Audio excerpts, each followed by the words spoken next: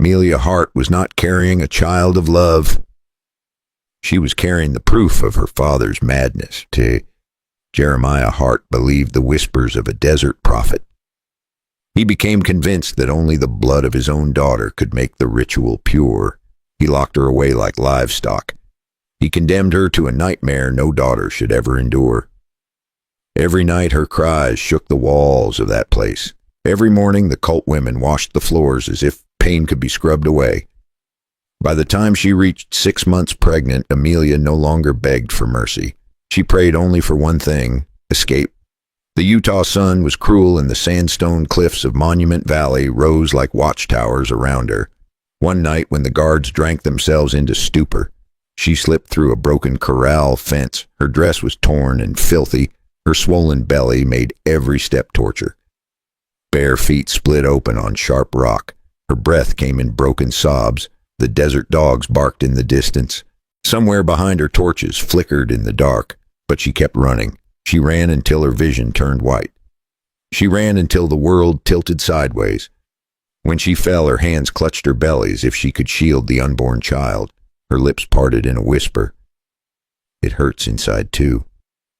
That was when the sound of hooves broke the silence. A horse's shadow loomed above her. Bootsteps pressed into the dry grass. William McGraw was a rancher who had lived 53 years with more ghosts than friends. He had buried his wife a decade ago and since then spoke more to the land than to people. But nothing in all those years had prepared him for what he saw that day. A young woman lay collapsed by his fence. Blood stained her thighs. Her hair clung to her tear-soaked face. Her eyes struggled to stay open, but the pain dragged her down. Will dropped to one knee. His weathered hands brushed aside the torn fabric to find the source of her wound, and he froze. On the curve of her belly, a symbol was carved deep into the skin. It was the mark of a knife. The work of someone who believed in madness more than God. The girl groaned again. Her words were broken, but they stabbed deeper than any bullet.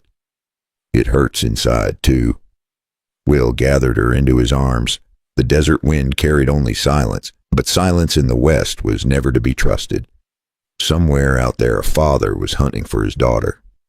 And when that father came here, how far would he go to take her back?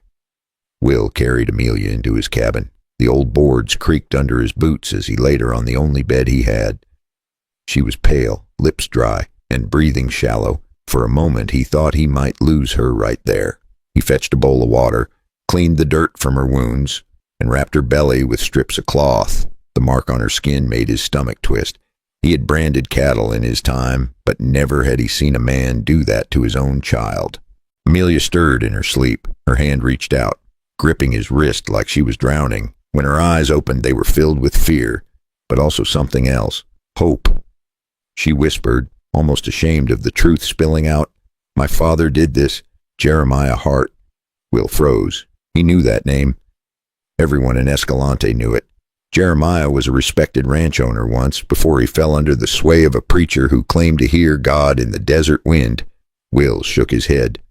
He could not believe a man would do such things to his own blood, but Amelia's voice was steady. He said my child would be born pure, because it is both his seed and his blood. He said the ritual would bring rain back to the valley. Tears streaked her face, but she forced a bitter laugh. Rain. He gave up his soul for a storm that never came. Will sat back in his chair, watching the firelight flicker across her face. This was no ordinary runaway. This was a girl hunted by her own father, and carrying a child cursed by madness. Yet in her eyes he saw something worth fighting for, a spark. A reason to stand tall again after years of silence. Amelia closed her eyes, but her hand still clung to his like she feared the night would swallow her. The cabin grew quiet, the only sound the crackle of firewood. Will knew the silence would not last, and if Jeremiah truly believed the ritual needed her, then it was only a matter of time before someone came knocking at his door. And when that knock came, would he be ready to stand against it? The night outside was quiet, too quiet. Will sat by the fire, his rifle leaning against the wall, his mind turning over the words Amelia had spoken. Her father was a man he once shook hands with at the cattle market. A man who used to laugh loud and drink harder. Now that same man was hunting his own daughter like she was livestock. Will clenched his jaw. The world had changed, or maybe it had just revealed its uglier side. The wind picked up, carrying with it the sound of a horse. Will stood, his instincts sharp. He moved to the door, eased it open, and saw a lone rider approaching the ranch. The figure dismounted, walked with purpose, and stopped just short of the cabin porch. His eyes glinted in the moonlight. Cold and hungry, Will stepped out, rifle in hand, the barrel steady as stone. The stranger called out in a low voice, "She belongs to us. Hand her over, and no blood has to be spilled." Will's grip tightened. Not a chance. The man smirked, as if he had expected resistance. Behind him, the horse stamped and snorted. Restless in the dry night air, Will shifted his stance, the firelight from the cabin casting a long shadow behind him. "You ride back to Jeremiah," he said, "and tell him this. If he wants to claim her, he'll have to walk through me first." The man's smirk faded. For a moment, silence hung heavy between them. Then the stranger swung back into the saddle. His last words drifted into the night. "This ain't over." The sound of hooves thundered away across the plain, leaving only dust and the echo of a coming storm. Inside the cabin, Amelia clutched her belly, her face pale. She knew what Will already felt in his bones. This was just the beginning. They would come again, and next time they would not come alone. If you have been drawn into this story and want to know how it ends, make sure you follow along. Subscribe so you do not miss when the fight truly begins. Because what happens next is no longer just about Amelia. It is about a father, a daughter, and a rancher caught in the fire between them. And in the next part, when Jeremiah himself comes knocking with men at his side, the desert will taste blood before the night is done. The night after the stranger rode away, the ranch was wrapped in silence. But silence in the desert never lasted long. Will sat awake with his rifle across his lap, the fire burning low, while Amelia tried to rest in the next room. He knew it was only a matter of time, and he was right. Just before dawn, the sound of horses thundered across the plain. 3 riders. They stopped at the edge of the ranch, their shapes cut sharp against the rising sun. Will stepped outside, boots crunching the dry ground. The lead rider dismounted.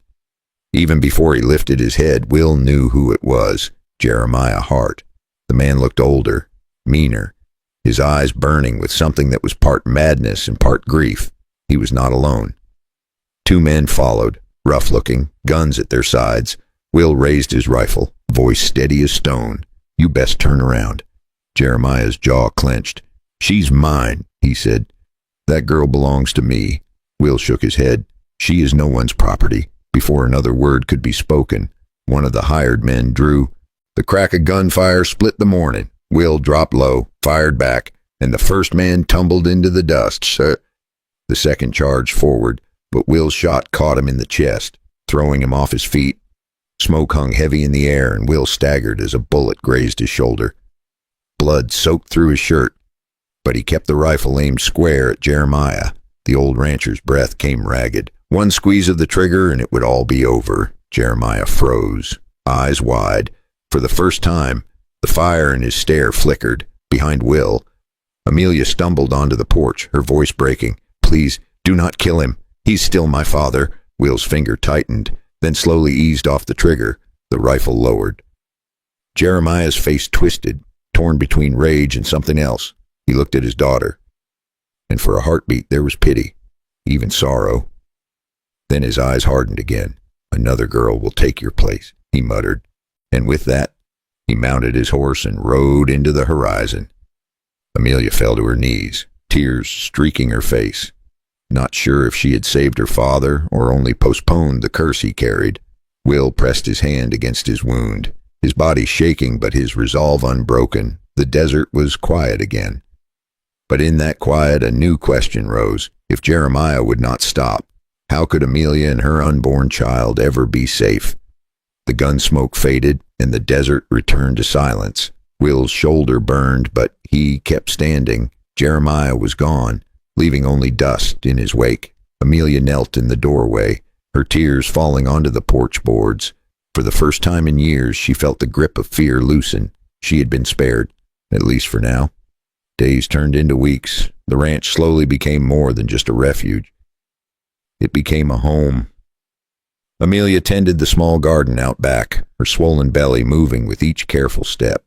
Will repaired the roof, split the firewood, and checked on her with a quiet nod instead of words. They were two broken souls, stitched together by circumstance, yet in the quiet rhythm of work and rest, something new began to grow. One night, the cries of new life filled the cabin. Amelia gave birth to a baby girl, small and fragile, but strong enough to let out a sharp cry that echoed through the valley. She named her Hope. Will held the newborn for a moment, the tiny fingers curling around his calloused hand.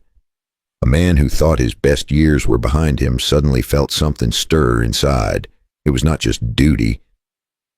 It was love. Amelia smiled through her tears. "Inside does not hurt anymore," she whispered, and Will believed her. The scars would never vanish, but healing had begun. This story leaves us with questions that reach beyond the desert. How far should a father go before he is no longer a father at all? Can broken people truly find peace when the past still lingers on the horizon? And when life gives us pain so deep it marks us inside, how do we choose hope instead of despair? Amelia and Will found their answer in each other. They built a life from ashes. And maybe that is the lesson for us, that even in the harshest land, with the heaviest burdens, love and courage can still take root. If this story moved you, let it remind you that hope can survive anywhere. And if you want to walk with us through more tales of the Old West, full of pain, justice, and redemption, make sure to like this video and subscribe to the channel. Because each story carries a piece of history, and each question it leaves behind is one we must answer together. So tell me, if you were in Will's boots, would you have pulled the trigger? And if you were Amelia, could you ever forgive?